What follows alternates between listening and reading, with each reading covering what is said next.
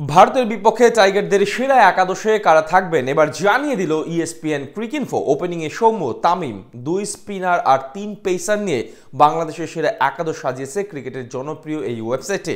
বিপরীতে টিম কম্বিনেশনের কারণে বাদ পড়েছেন ফর্মে থাকা বেশ কিছু টাইগার ক্রিকেটার। ক্রিকইনফোর প্রকাশিত টাইগারদের সেরা একাদশ নিয়ে বিস্তারিত থাকছে রিপোর্টে। আর মাত্র একদিন বাদেই পর্দা উঠতে যাচ্ছে মিনি বিশ্বকাপ খ্যাত আইসিসি চ্যাম্পিয়ন্স ট্রফির। গেল দিন পাকিস্তান শাইন্সের বিপক্ষে ম্যাচ খেলে প্রস্তুতি সেরেছে টিম টাইগার্স। 20 ফেব্রুয়ারি রোহিত শর্মার দলের মুখোমুখি হবে নাজমুল শান্তর দল।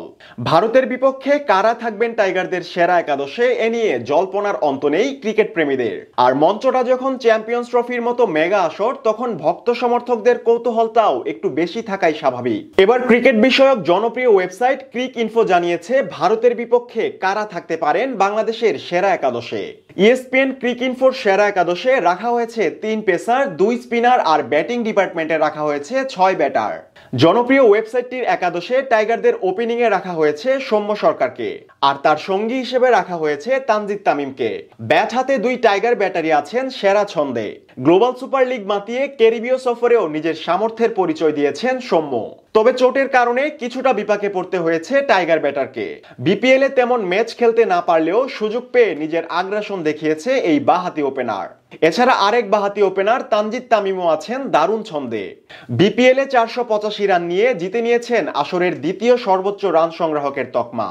প্রস্তুতি ক্যাম্পেও 2 বাঁহাতি নিয়মিতই একসঙ্গে অনুশীলন করেছেন ওপেনিং পজিশনে। এদিকে ওয়েবসাইটটির সেরা একাদশে জায়গা হয়নি আরেক ওপেনার পারভেজ ইমনের। ইএসপিএন এর সেরা একাদশে 3 নম্বর পজিশনে রাখা হয়েছে অধিনায়ক নাজমুল শান্তকেই। সাম্প্রতিক পারফরমেন্সে ভালো সময় না গেলেও ওয়ানডে ফরম্যাটে আছেন দারুণ ছন্দে। সবশেষ 10 ইনিংসে ম্যাচ প্রতি 60-এর উপরে রান তুলেছেন টাইগার কাপ্তান। তাই চ্যাম্পিয়ন্স ট্রফির মতো বড় আসরেও দলের হাল ধরতে হবে অধিনায়ককে। এদিকে ব্যাট হাতে তেমন ছন্দে না থাকলেও বড় ইনিংস খেলার সামর্থ্য রাখেন তাওহিদ হৃদয়। ক্রিকইনফোর একাদশে 4 নম্বর পজিশনে রাখা হয়েছে এই টাইগার ব্যাটারকে।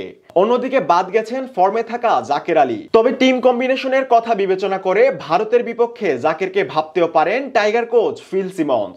মিডল অর্ডারে ক্রিকইনফো নজর দিয়েছে 2 অভিজ্ঞ সিনিয়র ক্রিকেটারে। 5 নম্বরে রাখা হয়েছে টাইগারদের বুদ্ধিদীপ্ত উইকেট কিপার মুশফিকুর রহিমকে। 6 নম্বর পজিশনে রাখা হয়েছে টাইগার ফিনিশার মাহমুদুল্লাহ রিয়াদকে। সম্ভবত এটি হতে পারে এই 2 ক্রিকেটারের শেষ আন্তর্জাতিক আসর, তাই দলের প্রয়োজনে নিজেদের সেরাটাই দিতে চাইবেন মুশফিক মাহমুদুল্লাহ জুটি। 7 নম্বর পজিশনে রাখা হয়েছে দলের সহ অধিনায়ক মেহেদী মিরাজকে। পাকিস্তান শাইন্সের বিপক্ষে প্রস্তুতি ম্যাচেও দারুণ খেলেছেন এই টাইগার অলরাউন্ডার। মিরাজের স্পিনিং কারিশমা ব্যবধান গড়ে দিতে পারে রোহিতদের বিপক্ষে। এছাড়াও স্পিন বিভাগে মিরাজের সাথে জায়গা পেয়েছে লেগ স্পিনার রিশাদ হোসেন। বিপরীতে বাদ পড়েছেন আরেক স্পিনার নাসুম আহমেদ।